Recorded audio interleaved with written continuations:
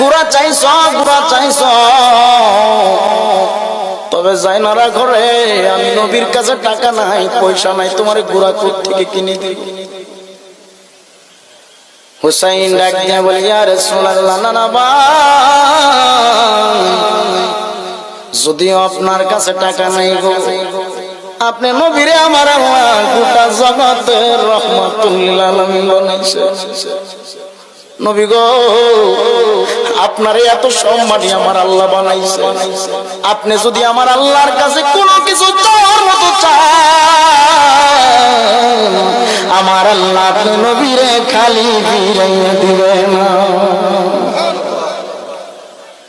আমার নবী ডাক দিয়ে বললেন, হুসাইন রে, তুমি বলো দেখি, তোমার গোড়া যদি তোমারে যদি গোড়া দেই, তোমার গোড়ার রশিটা কেমন হয়? কেমন?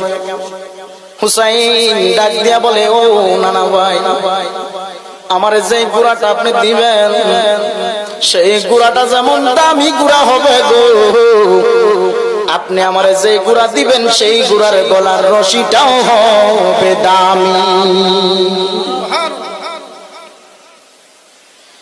এবার আমার নবী রাহমাতুল লিল আলামিন ডেকে বললেন, হুসাইন তুমি যাও, যাইয়া দেখো পাথরের উপরে আমার একটা পাগড়ি মুবারক ঝুলানো আছে। কি মুবারক?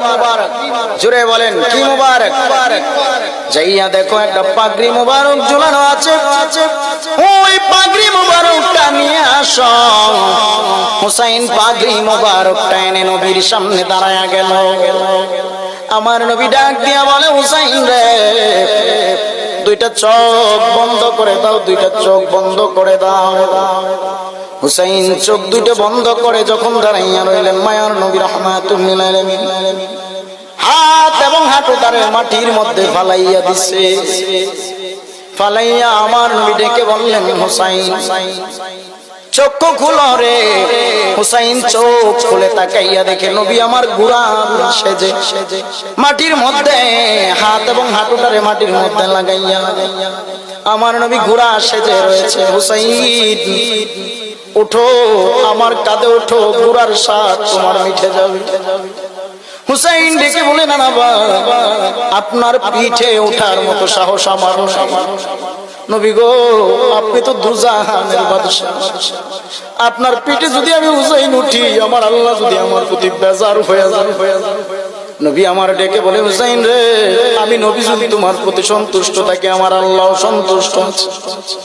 হুসাইন উঠো রে, আমার পিঠের মধ্যে উঠো, আর আমার যে পাগড়ি মুবারক টানছিল, পাগড়ি মুবারক টান হুসাইন, আমি নবীর গলায় তুমি হুসাইন বেঁধে দাও। হুসাইন নবীর গলায় যখন পাগড়ি মুবারকটা পেঁচাইয়া দিছে, দিয়া এবার হুসাইন পিঠের মধ্যে উঠে গেলেন নবীজির পৃষ্ঠ মুবারক। ওঠার পরে আমার নবী ডেকে বলে, হুসাইন তোমার এই গোড়াটা হলো দুনিয়ার শ্রেষ্ঠ গোড়া, জান্নাতের গোড়া। তুমি যখন তোমার বাম হাতের শাহাদাত আঙ্গুল দিয়ে আমি নবীর দাঁতের মাড়ির মধ্যে ডানে ধাক্কা দিবারে, আমি নবী ডান দিকে যাব। তোমার ডান হাতের শাহাদাত আঙ্গুল দিয়া যখন আমি নবীকে বামের দিকে ধাক্কা দিবা, আমি নবী সঙ্গে সঙ্গে বাম দিকে যাইতে থাকবো। তোমার হাতের যেই পাগড়িটা রশি বানাইছো, ওই পাগড়িটা যেই মাত্র তুমি হুসাইন তোমার দিকে টান দিবারে, সঙ্গে সঙ্গে আমি নবী সেই জায়গায় দাঁড়ায় যাব। চিল্লায়া কি আল্লাহু আকবার বল।